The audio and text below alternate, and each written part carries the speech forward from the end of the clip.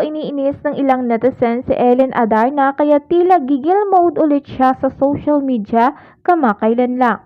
Sa Instagram, ibinandera ng aktres ang latest family picture nila ngayong Christmas.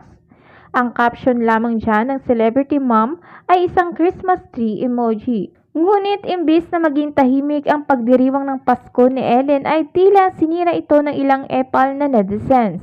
Kagaya na lamang ng isa na pinansin pa ang ipinatong na emoji sa mukha ng baby girl ng aktres. Say nito, "Why cover the baby face?"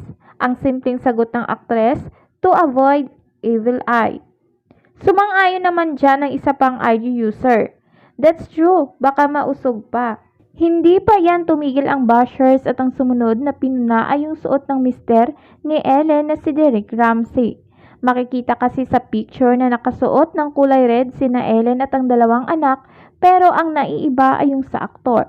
Tanong ng isang netizens, why couldn't Derek at least dress in red with thinking face emoji?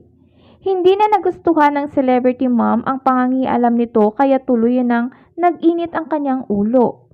Ang sabi niya sa epal na bashers, "Paskong Pasko OMG, nangingialam ka." Magugunita noong October, ginulat ni Derek ang madlang people matapos ibalita na nanganak na pala ang kanyang misis sa first baby nila.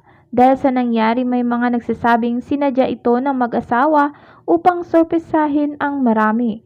Ngunit ito ay agad na nilinaw ni Ellen. Anya, "Hindi ko gusto surprise. Alam naman ng friends and family, di ko naman tinatago. When I go out, naka-crop top ako kahit malaki ang aking tiyan.